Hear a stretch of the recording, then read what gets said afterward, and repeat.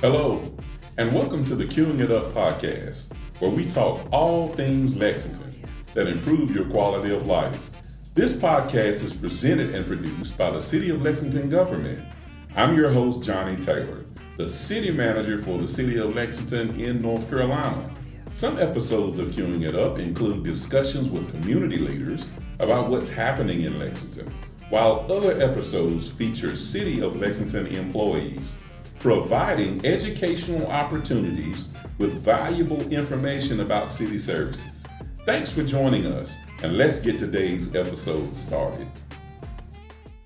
Hello, my name is Johnnie Taylor, City Manager for the City of Lexington in North Carolina. Welcome to this episode of the Queuing It Up podcast, where we have a very special guest joining us today. Our guest today is Mr. Joe Wallace. He is the CEO and president of the Lexington Area Chamber of Commerce.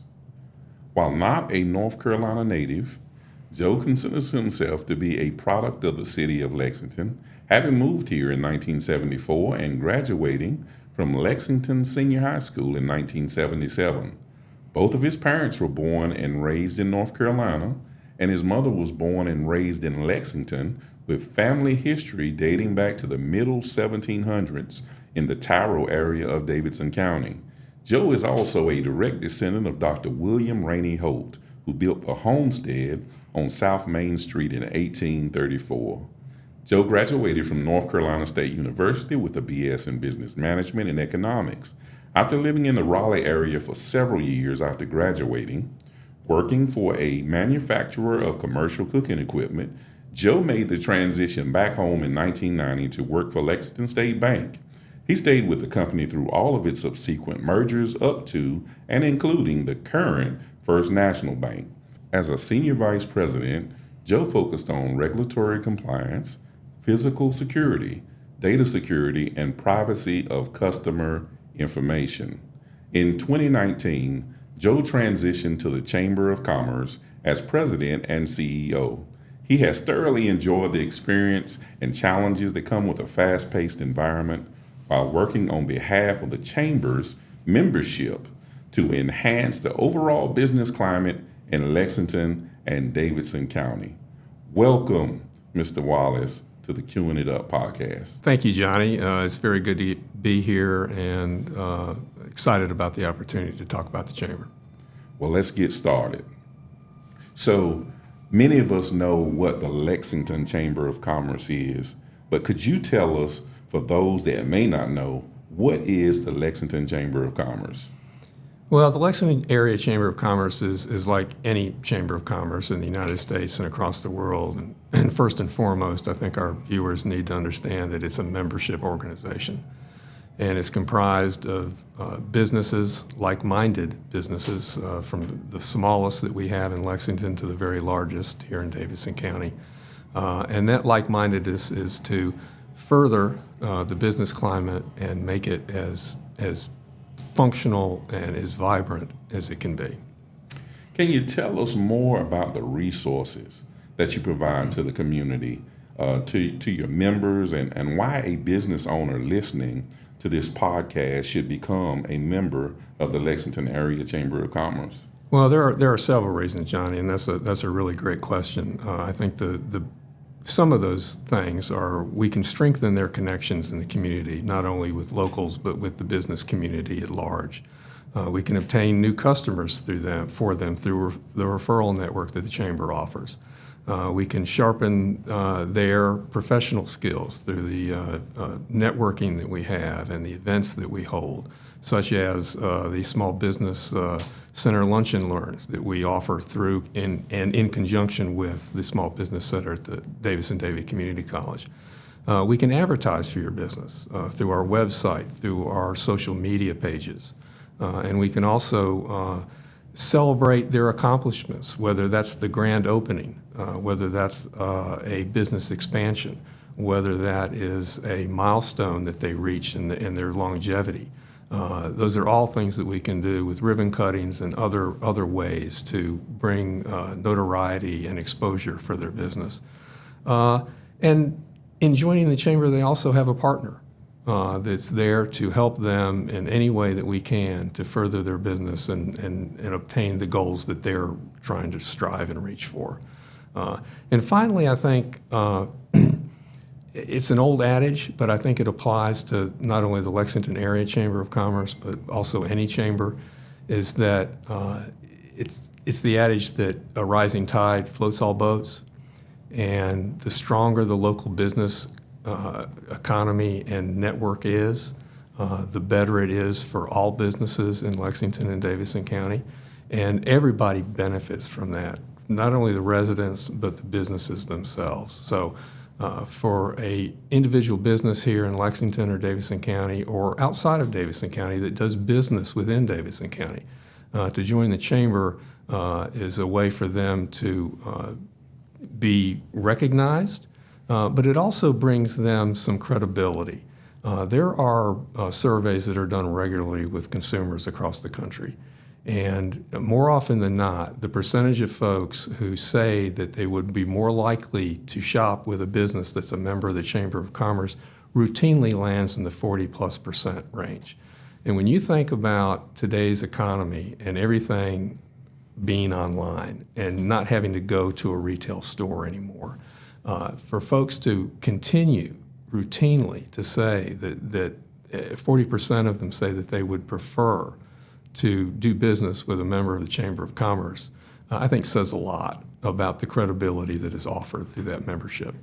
Absolutely. It's obvious that there is a lot of value that comes from being a partner with the Lexington Area Chamber of Commerce. With all of the business activity that's taking place throughout our country, what are your thoughts about the current state of business in the Lexington area? I think that we are on the verge of a renaissance, if you will, within the Lexington business community. We went through a period where we were a textile town, and then those industries up and left for lower wages elsewhere. The furniture industry moved in subsequent to that, and they helped build this community. Then they started feeling the pressure of higher wages, and they left to seek lower wages elsewhere. At that point, the city was in a bit of a bind. Lexington Furniture Industries employed upwards of 5,000 people in this community. When those jobs left, it was painful. But through the hard work of the city of Lexington, the staff, the county with the Economic Development Commission, the groundwork has been laid to help in that process and push the city forward with regard to economic development. I think a lot of people have through the years recognized the fact that Lexington is in a unique position here in the Piedmont. We have 4 major highways that converge right here in the city of Lexington. The main railway line through the state of North Carolina runs right through Lexington. And it's taken some time, a lot more time than I think people had hoped and envisioned, but we're there now. And major manufacturers are recognizing what Lexington has to offer now. They are coming. That's going to bring smaller businesses, ancillary businesses that support those larger organizations. That's going to raise the median income in the city of Lexington, which will afford larger retailers to look at this area and think that maybe that's a place that they could go and expand in. So I think that Lexington is really poised for some serious growth here in the next couple of years, and the Chamber is very glad to be a part of that. Well, I agree with you, and we're excited about all of the growth and all the preparation that has gone on in the past to put us in this current position is definitely showing benefits at this time. We're already experiencing beautiful weather, and it makes me think about the Friday evenings at the Alive After 5 concert series. Tell us more about the concert series. Very, very glad that you brought that up, Johnny. Thank you. That concert series has been going on for a long time, and it actually started in the back parking lot of Lanier's, and probably 100, 200 people there during an evening. And then the city, in conjunction with Breeden Insurance Services, created the Breeden Insurance Amphitheater, And the concert series moved there and has continued to grow and evolve ever since. We, on average, depending on the weather and the music that's there that evening, will have between 1,200 and 2,000 people out there. So it's a great evening for our citizens here in Lexington and elsewhere. It's free. The Chamber does this for the community, but it's also a fundraiser for the community. We raise our funds through sales of beverages that evening. So it's important for the community, and it's become a mainstay and things that people, or an event that people look forward to every year. But it's also an important component for the Chamber to raise funds to further its program of work. And that's great. I would encourage those that are able to come out and enjoy the concert series. It's a lot of good fun there. And if I can, if you'll allow me, Sure. I'd like to tell everybody who our lineup is this year. Go right ahead. In May, we have Stillwater Junction, which is a country music band that's going to be with us, and they probably fall into the outlaw country genre, which is a little bit different than what we've had in the past. In fact, this whole lineup this year is slightly different than what we've normally offered to the community. In June, we've got a band called Turtle Smash. A very unique and interesting name. They call their experience the Warped Tour experience, and their music focuses on the 2000s. So we've got a lot of people that come to our concerts that are in that age bracket. So we hope that that will be intriguing and enticing to them. And then in July, the middle of summer, we're bringing in a beach band. And it's not just any beach band. We feel very fortunate this year that we've been able to book chairman of the board. They are probably the most iconic beach band that's in the North Carolina, South Carolina region, and very, very excited to have them with us. And then in August, we're bringing back a band that we've had before called Trial by Fire, and they are a Journey tribute band, and they bring a huge following. And if you've ever heard them, if you close your eyes, you think you're listening to the original Journey. So we're excited for the lineup this year, and we certainly encourage our Lexington citizens to come out and enjoy it with us. That sounds like a great lineup. So speaking of events and programs, could you tell us a little bit about your programs, some of your programs like the High Performance Manufacturing Association? Absolutely. That is a program that was developed in conjunction with what was Davidson County Community College, and of course is now Davidson-Davie. And that was put together to attempt, and has been very successful in, allowing our local industries to go and spend time with other industries, and not just here in Lexington or Davidson County, but Alamance County, Guilford County, Forsyth County, and allow them to go in and see other companies' operations and learn from how they do things. A great example of that is Pine Hall Brick up in the Winston-Salem area. They attended our meetings regularly, and I can't remember what company we went to, but they saw a practice and an operation that helped them save millions of dollars on waste that they were creating. Most of you probably have seen brick mulch before. Well, that was a waste product from the creation of bricks. And they figured out a way, based upon visiting another manufacturer, how to eliminate that. And you don't see the brick mulch a whole lot anymore because they're not creating it. They've created a much more successful operation that way. So it's been very beneficial to those who have taken part. And in fact, our meeting coming up in May this year is going to be in the Innovation Quarter area of downtown Winston-Salem. And we're going to be meeting with the gentleman and the doctor who runs the regenerative medicine practice with Wake Forest Health. And for those of you who don't know what that is, that's literally taking the cells from a human being and regrowing something such as an ear. Somebody maybe has lost one due to skin cancer or an industrial accident. And they are literally being able to recreate that ear and reattach it through that science. Some of our listeners may have seen a segment on 60 Minutes with this gentleman several years ago.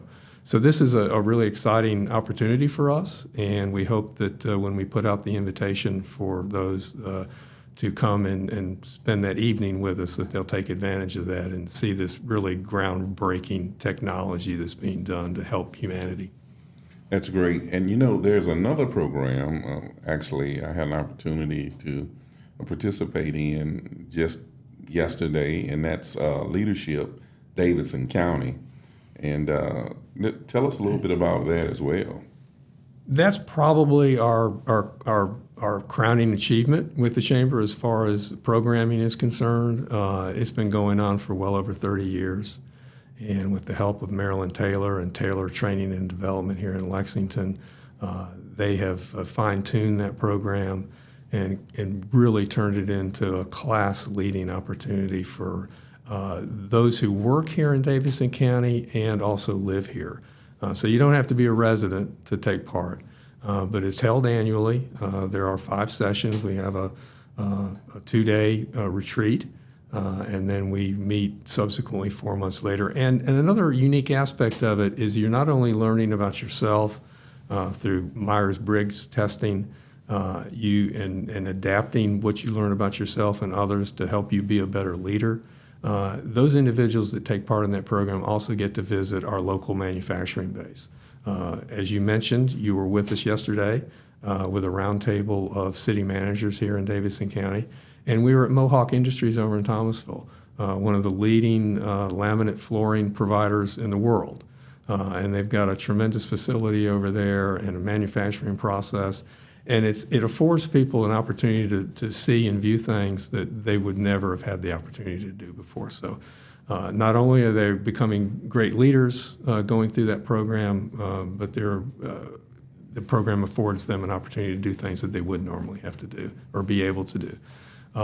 Some of our graduates from that program are leaders in our community today. Michael Brandt, the city manager over in Thomasville, has graduated from the program. Lillian Kuntz, our health director here in this county, has graduated from that program. So, we're probably close to 800 people that have gone through that program through the years right now. Well, that is very positive. And I could tell just from yesterday that it is a quality program, and it brings a lot of benefit to those that participate. I was excited to see some of the Lexington staff that are actually a part of the program. The city of Lexington and the city of Thomasville has really, over the years, been very kind to the program and sending their employees and taking advantage of that leadership development opportunity and creating better employees for both city organizations. And we're grateful. I've got a question. I call it the time machine question that I kind of throw out to a lot of our guests here on Queuing It Up. And I know we've talked about how it appears that we're entering sort of a renaissance. 10 years from now, what would you envision we would see if we could instantly go to the year 2035 as far as business here in Lexington? That's another really good question, Johnny. I think that as we have seen in the last 4 or 5 years, Lexington and Davidson County is becoming a destination for manufacturers who are looking for better opportunities.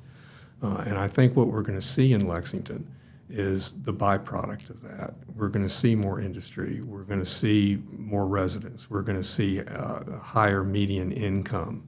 And we're going to see more retail shopping opportunities because of that. Are there going to be some growing pains? Sure there are. We've already experiencing down at the Highway 8 Brown Street, Cotton Grove Road, Fairview, Brown Street intersection there, Parkway Plaza. But the city just announced that that's being worked on and will start in another month or so. So with the help of the state, and with the city planning, I think that we're going to work through those issues that are going to occur, especially with the new housing developments being built. I think you mentioned yesterday at Leadership Davidson County that there are over 1,000 units on tap right now. That's a huge influx of residents to the city of Lexington. And with that will come challenges. But I think from what I've seen through the years here at the City of Lexington and the leadership, I think that those challenges are going to be met, and we're all going to be better for it. So you've given a lot of information about the Lexington Area Chamber of Commerce. Where can people go to make sure that they're up to date about the chamber events? We're on all the social media platforms: Facebook, Instagram, LinkedIn, and of course our website. Thank you, Joe, for joining us today. This has been very informative, and I'm excited about all of the great things, the partnership between the city and all of the events and things that are on tap that are going to be organized and actually carried through by the Lexington Area Chamber of Commerce. And we will certainly like to invite you back to talk about things in the future that may be happening in the community so that everybody knows how great of a job is being done here in our great city. Well, thank you, Johnny. On behalf of the Chamber, its Board of Directors, and its 375 plus minus members, we look forward to the opportunity to come and represent the Chamber and talk about the future of Lexington anytime. Thanks for joining us on this episode of Queuing It Up. If you got some value by listening to this episode, please subscribe and leave a review on the platform you're listening to this episode on. You can also follow us on social media at City of Lexington for updates on future episodes. For more information on the City of Lexington, please visit www.lexingtonnc.gov. We'll see you on the next episode.